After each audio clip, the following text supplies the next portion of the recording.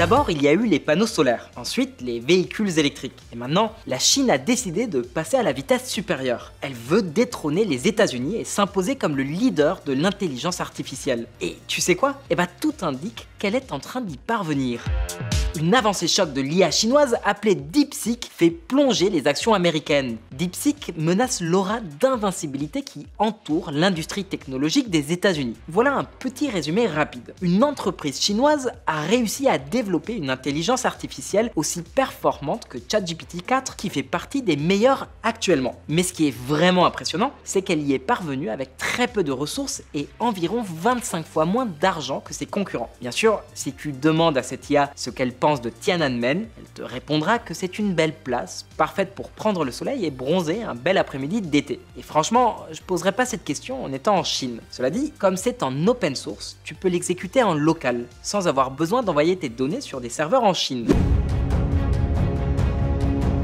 Et pourquoi Wall Street a paniqué à cause de ça? Eh bah, c'est très simple. Les grandes entreprises tech ont reçu des financements colossaux, et on parle ici de centaines de milliards de dollars. Sauf que là, une boîte chinoise vient de prouver qu'il n'y a pas besoin de dépenser autant d'argent. Avec des cartes graphiques d'occasion et quelques millions, on peut rivaliser avec les géants du secteur. Jusqu'à maintenant, plus un modèle d'IA était grand et puissant, plus son entraînement coûtait cher. Il y avait quelques exceptions, mais c'était la règle générale. Sauf que DeepSeek vient de prouver que toute cette débauche d'investissement était en réalité inutile, parce qu'avec seulement quelques millions, on peut obtenir les mêmes résultats. Attention! En 2023, le secteur privé aux États-Unis a investi 10 fois plus d'argent dans l'intelligence artificielle que la Chine. Alors oui, certains soupçonnent DeepSeek de mentir sur ses coûts. Mais soyons honnêtes, pour ceux qui suivent l'évolution de l'IA de très près, c'est pas vraiment une surprise. Depuis des années, la Chine montre qu'elle est capable de produire des technologies de pointe pour une fraction du coût observé ailleurs dans le monde. Il était donc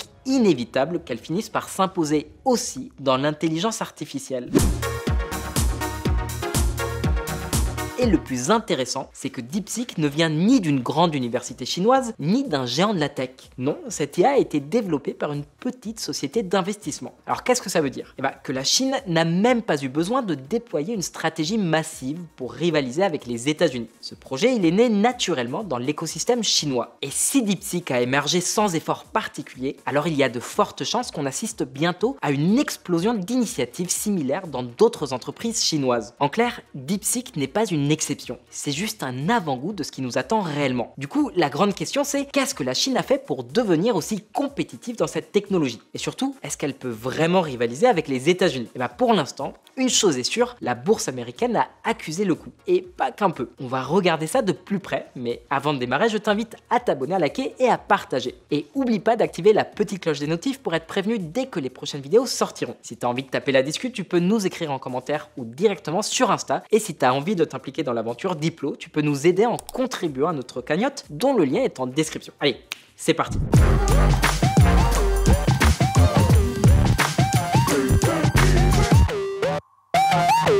On a commencé cette vidéo en disant que le cas de l'intelligence artificielle n'a rien de spécial. Tout le monde sait par exemple que la Chine fabrique des véhicules électriques capables de menacer le cœur même de l'industrie de l'automobile européenne. Mais en réalité, c'est pas tout à fait vrai. Ici, il y a bien quelque chose de particulier. Et pour comprendre quoi, il faut d'abord s'intéresser à un concept clé, le cycle de la Chine. Ce terme désigne un phénomène qui s'est répété plusieurs fois au cours des dernières décennies. Tout commence lorsqu'une entreprise étrangère décide de délocaliser sa production en Chine pour profiter d'une main-d'œuvre bon marché, de gigantesques économies d'échelle et d'un marché intérieur en pleine croissance. Prenons l'exemple d'Apple, qui installe des usines pour assembler ses iPhones. Au début, tout se passe à merveille. Les entreprises étrangères vivent une sorte de lune de miel avec la Chine. Mais avec le temps, les industriels chinois finissent par maîtriser le savoir-faire et les méthodes de fabrication. Une fois ce cap franchi, ils ont tout en main pour lancer leurs propres entreprises. Mais pourquoi s'arrêter à l'assemblage de téléphones? Avec l'infrastructure et la main-d'œuvre qualifiée déjà en place, autant créer une marque chinoise de smartphones. C'est comme ça que des entreprises comme Xiaomi ou Huawei ont émergé en proposant des produits de bonne qualité à des prix défiant toute concurrence. Le résultat? Eh ben, ces nouvelles marques finissent par écraser sur le marché les entreprises occidentales qui avaient pourtant investi en Chine au départ. Mais ce schéma, il ne s'applique pas à l'intelligence artificielle. D'abord, aucune grande entreprise étrangère n'a investi en Chine dans ce domaine. Les Chinois ont développé cette technologie par eux-mêmes. Et même si leur modèle n'est pas totalement révolutionnaire, puisqu'il repose sur des avancées issues de ChatGPT, il apporte tout de même de nombreuses innovations qui lui sont propres. Des innovations qui ont une énorme valeur. L'une des plus importantes concerne l'entraînement des modèles. L'un des plus gros freins dans le développement de l'IA, c'est le manque de données de qualité pour l'entraîner. Mais pour DeepSeek, ce problème n'en est pas réellement un. Ce qui compte, c'est pas tant l'entraînement initial que le réglage final, qui demande très peu de nouvelles données. L'idée, c'est d'optimiser la chaîne de raisonnement du modèle, plutôt que d'accumuler toujours plus d'informations brutes. Bref, le cycle de la Chine, ici, il n'explique pas comment le pays est devenu aussi performant en intelligence artificielle. DeepSeek ressemble bien plus aux avancées technologiques typiques des entreprises américaines qu'à celles des firmes chinoises traditionnelles. Alors, qu'a fait la Chine pour réussir à rivaliser avec les États-Unis? Il y a au moins deux grandes explications, la démographie et la sécurité nationale. En Chine, il y a une énorme quantité d'ingénieurs et de personnel qualifié qui cherchent sans cesse de nouvelles façons d'innover. Et c'est pas juste parce que c'est le deuxième pays le plus peuplé au monde, mais aussi parce qu'il fait partie des nations où la proportion de diplômés en filière technique est la plus élevée par rapport aux autres domaines d'études. Comme on le voit sur ce graphique, la Chine a toujours eu un pourcentage assez élevé d'étudiants en ingénierie, même sous l'ère maoïste. À titre de comparaison, à la même époque, les ingénieurs indiens, pourtant réputés dans le monde entier, représentaient moins de 5% des diplômés. Aujourd'hui, ils atteignent à peine 15%, soit 2 fois moins qu'en Chine. Mais c'est pas fini. Jusqu'ici, on a surtout parlé des universitaires, mais en réalité, la Chine ne s'est pas longtemps focalisée sur l'enseignement supérieur. Pour te donner une idée, en 1950, la Chine et l'Inde avaient le même taux de scolarisation dans l'enseignement primaire. Pourtant, la Chine n'a atteint le même taux d'universitaires que l'Inde qu'en l'an 2000. Pourquoi? Parce que le gouvernement chinois a fait un choix stratégique. Privilégier l'enseignement primaire et secondaire ainsi que la formation des adultes plutôt que l'université. La norme pour un travailleur chinois, c'est de finir le lycée, d'entrer directement sur le marché du travail et d'apprendre sur le terrain ou via des formations spécialisées. Des formations beaucoup plus pratiques que ce qu'on trouve généralement à l'université. Et c'est une des raisons majeures pour lesquelles la Chine a attiré autant d'investissements étrangers lorsqu'elle s'est ouverte au monde. Elle disposait déjà d'une main-d'œuvre très bien formée. Peut-être pas avec un diplôme universitaire, mais hautement qualifiée pour répondre aux besoins de l'industrie. La Chine a adopté une approche ascendante pour développer son système éducatif. Le capital humain issu de cette diversification éducative a également contribué à bâtir un secteur manufacturier solide en Chine. Cette approche a très bien fonctionné pour permettre à la Chine de maîtriser les technologies, mais le pays ne s'est pas contenté de ça. Depuis, le nombre d'universitaires n'a cessé d'augmenter progressivement et d'ici 2040, on estime qu'ils représenteront 45% de la population active. La raison est très simple et se voit clairement sur ce graphique. La Chine fait face à une crise démographique majeure, conséquence directe de la politique de l'enfant unique. On estime même qu'en 2100, sa population pourrait être réduite de moitié par rapport à aujourd'hui. Alors qu'est-ce que ça implique? Avec une population vieillissante, la croissance économique devient beaucoup plus difficile. Or la Chine a encore un long chemin à parcourir avant d'atteindre le niveau de richesse des autres grandes puissances. Mais voilà le problème, le ratio de jeunes par rapport aux plus de 65 ans chute à une vitesse folle. Résultat, la Chine risque de voir son PIB par habitant se figer à un niveau bien inférieur à celui du Japon.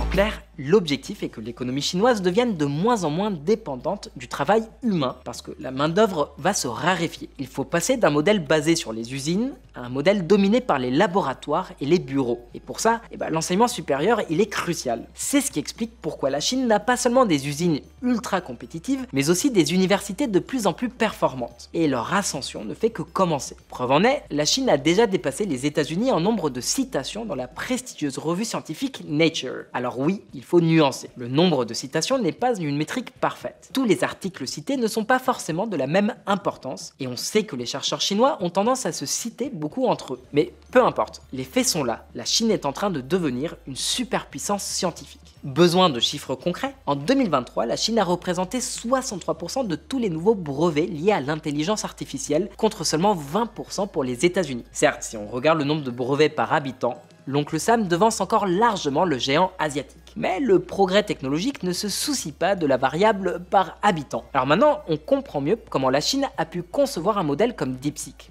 On a vu que la moitié de l'explication. L'intelligence artificielle a le potentiel de tout transformer, de l'éducation au transport jusqu'au champ de bataille. C'est précisément pour cette raison que les États-Unis prennent très au sérieux l'idée que la Chine devienne une superpuissance de l'IA. La preuve, les restrictions à l'exportation imposées par Joe Biden à Xi Jinping, interdisant à la Chine d'acheter les dernières générations de cartes graphiques utilisées pour entraîner les modèles d'IA les plus avancés. Et comme on dit souvent, sitôt dit, sitôt fait. Les exportations de semi-conducteurs vers la Chine se sont effondrées. Mais il ne s'agit pas seulement de semi-conducteurs. Aujourd'hui, une entreprise néerlandaise, ASML, détient pratiquement le monopole des machines nécessaires pour transformer ces semi-conducteurs en puces de dernière génération. Et les États-Unis ont réussi à convaincre les Pays-Bas de bloquer aussi les exportations vers la Chine. Sauf que Washington ne peut pas crier victoire trop vite, parce que la Chine a réagi en important d'autres machines pour produire ses propres semi-conducteurs. Huawei, par exemple, a déjà réalisé des avancées majeures dans ce domaine. Il est donc probable que d'ici quelques années, la Chine développe sa propre industrie nationale de microprocesseurs, un secteur où elle accuse encore du retard, mais pas pour longtemps. Mais c'est pas ça le plus intéressant. On dit souvent que la nécessité, le besoin, stimule l'ingéniosité. Et c'est exactement ce qu'il s'est passé. DeepSeek n'ayant pas accès aux cartes graphiques de dernière génération, l'entreprise a dû innover et concevoir un modèle ultra optimisé capable de tourner sur des puces moins puissantes. Et oui, les restrictions de Biden censées freiner la Chine dans l'IA pourraient bien être la raison pour laquelle elle cartonne aujourd'hui. Ironie du sort, attention, ça veut pas dire que ces restrictions ont été bénéfiques pour la Chine, hein. Crois-moi, elles lui ont aussi posé de sérieux problèmes. SMIC restera sur la lithographie en 7 nanomètres au moins jusqu'en 2026, limitant ainsi les avancées de Huawei malgré un budget quasi illimité accordé par le gouvernement. Ce que je veux dire, c'est que les restrictions sur l'exportation de technologies de pointe ne sont qu'une solution temporaire. Si les États-Unis veulent réellement rivaliser avec la Chine, ils vont devoir devenir plus compétitifs. En clair, leur seule stratégie ne peut pas être de mettre des bâtons dans les roues à la Chine. Et c'est en partie ce qui explique des lois comme le CHIPS Act, conçues pour booster massivement les investissements dans ce secteur aux États-Unis. Pour l'instant, le CHIPS Act a pas mal réussi à attirer des investissements, surtout quand on considère que ce n'est pas un programme particulièrement massif. Reste à voir si ces investissements seront vraiment productifs à long terme. Mais certaines usines sont déjà opérationnelles et ne signalent pas de problème particulier. Conclusion, la Chine dispose de millions de travailleurs ultra qualifiés qui planchent sur l'intelligence artificielle et ce sujet est une priorité nationale pour Xi Jinping. Résultat, la pression pour être extrêmement efficace est immense. Et ce n'est pas tout. Le Parti communiste chinois contrôle une énorme partie du secteur bancaire. Alors qu'est-ce que ça change? Eh ben, il peut canaliser des milliards de dollars d'investissement vers les secteurs stratégiques.